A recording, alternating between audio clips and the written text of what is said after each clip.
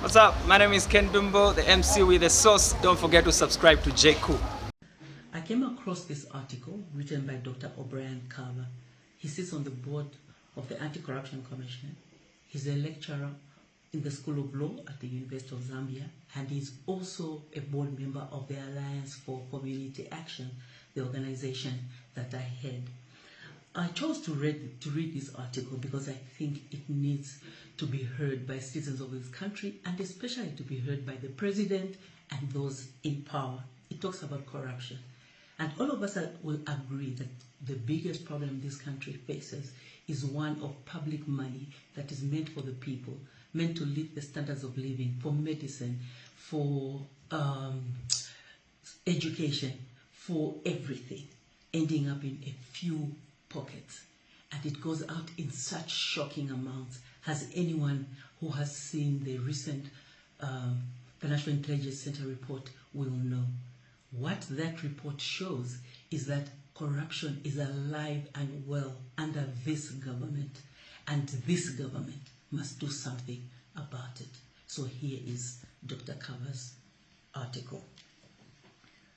The strong anti-corruption fight President Hichilema launched when he ascended to office has ebbed off and lost traction. The institutions charged with fighting corruption are simply massaging, bandaging, and covering up corruption. Isn't it strange that ACC can make headline news for arresting and prosecuting a poor clinical officer for signing off 2 employment contracts, while the ACC has done nothing about the more cases involving millions of dollars exposed in the FIC reports? Why should the poor be prosecuted aggressively while the rich and powerful are let off the hook and given immunity, rewarded? Just what has gone wrong? Here are my 3 areas of vulnerability which the president needs to urgently attend to if the fight has to be resuscitated, look credible, and gain traction. Number 1, state chambers are in the forefront of looting. State chambers are in the forefront of cutting corrupt deals and facilitating corruption. This has put all law enforcement agencies in an awkward situation, as state chambers ought to be an ally in fighting corruption. No serious crusade against corruption can yield fruits when the heart of the legal machinery for government is contaminated. The level of corruption is sickening, to the extent that state chambers are the ones looking for litigants to sue the government and pre-agree to settle or enter consent orders involving huge sums of money. The scheme has been perfected to the extent that some orders are now signed using judges outside Lusaka to avoid public scrutiny and media attention in Lusaka. The president needs to do 2 things. A, dismiss his senior legal advisors, and B, either set up a commission of inquiry or authorize a special audit into all the high-value payments authorized by state chambers in the last 3 years. Number 2, ACC is captured.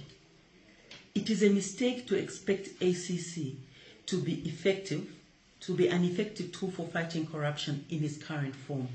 It is a captured institution. The forces that are ripping off the state resources through state chambers also have their stranglehold on ACC. It is no wonder the media has been reporting that the Anti-Corruption Commission management has simply cut off the board from decision-making at the ACC. If the media reports are true, the ACC is not accountable to its board, but to the same corrupt elements looting public resources. This suggests the capture is so complete and corruption reigns with impunity.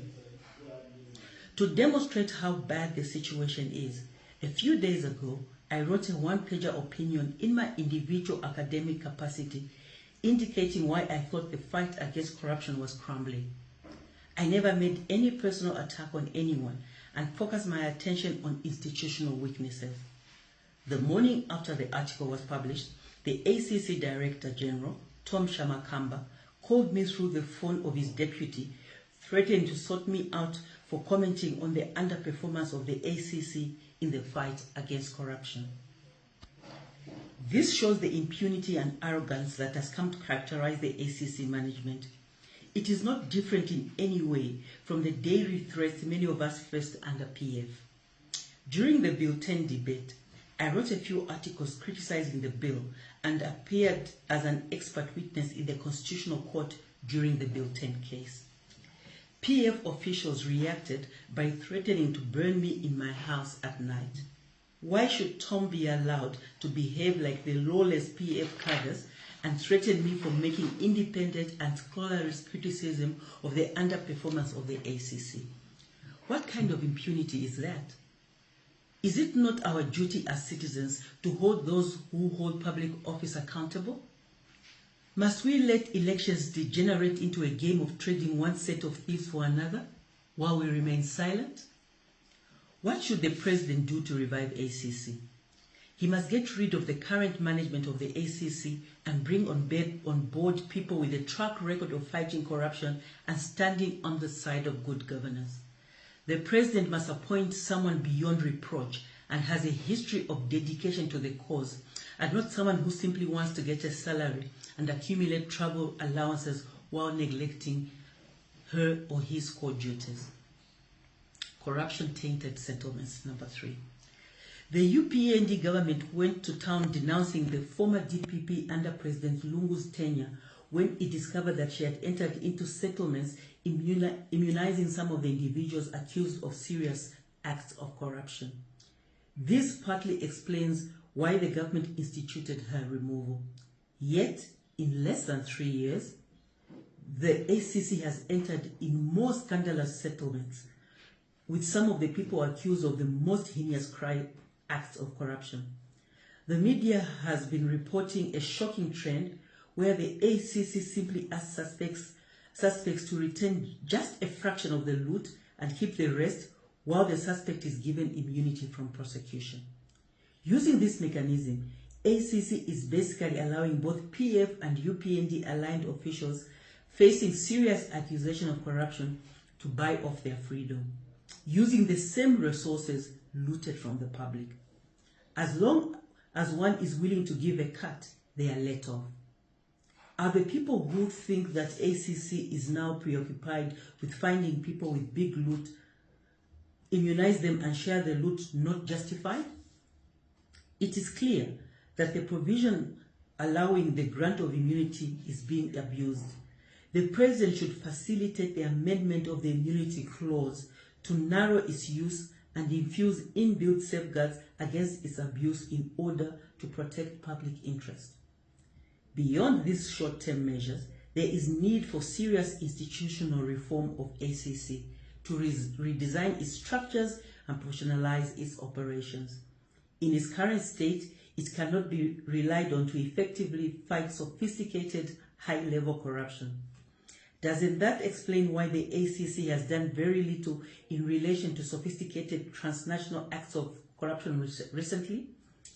There is need to also focus on preventing corruption and fostering a culture of accountability by enacting a robust asset disclosure law to replace the current scattered and outdated pieces of legislation.